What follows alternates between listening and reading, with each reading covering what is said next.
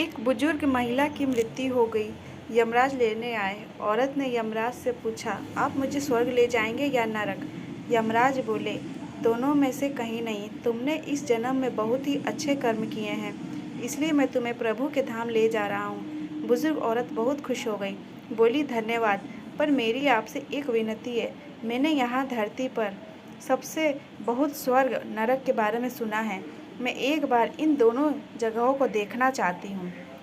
यमराज बोले, तुम्हारे कर्म अच्छे हैं, इसलिए मैं तुम्हारी ये इच्छा पूरी करता हूँ। चलो, हम स्वर्ग और नरक के रास्ते से होते हुए प्रभु के धाम चलेंगे। दोनों चल पड़े।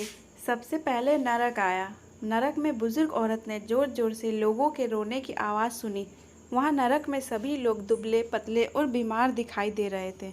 औरत ने एक आदमी से पूछा, यहाँ आप सब लोगों की ऐसी हालत क्यों है? आदमी बोला, तो और कैसी हालत होगी, मरने के बाद जब से यहाँ आए हमने एक दिन भी खाना नहीं खाया। बुजुर्ग औरत की नज़र एक विशाल पतीले पर पड़ी, जो कि लोगों के कद से करीब 300 फुट ऊंचा होगा।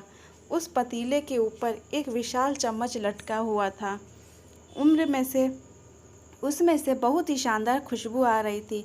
बुजुर्ग औरत ने उस आदमी से पूछा, इस पतीले में क्या है? आदमी मायूस होकर बोला, ये पतीला बहुत ही स्वादिष्ट खीर से हर समय भरा रहता है।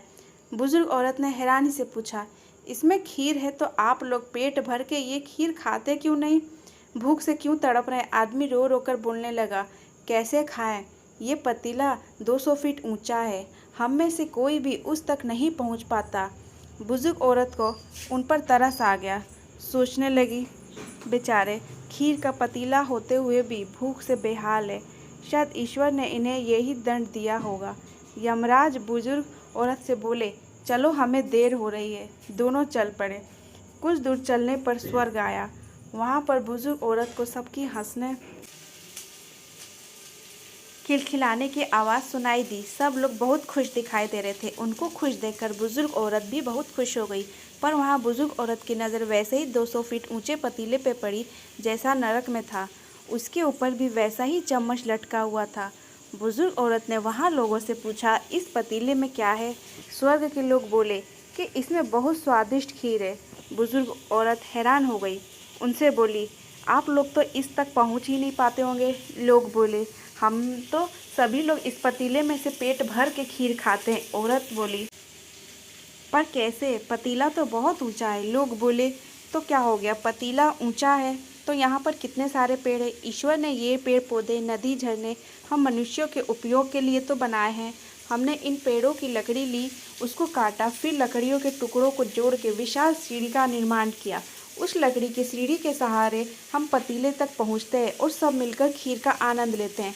बुजुर्ग औरत यमराज की तरफ देखने लगे। यमराज मुस्काए, बोले, ईश्वर ने स्वर्ग और नरक मनुष्य के हाथों में ही सौंप रखा है। चाहे तो अपने लिए नरक बना ले, चाहे तो अपने लिए स्वर्ग।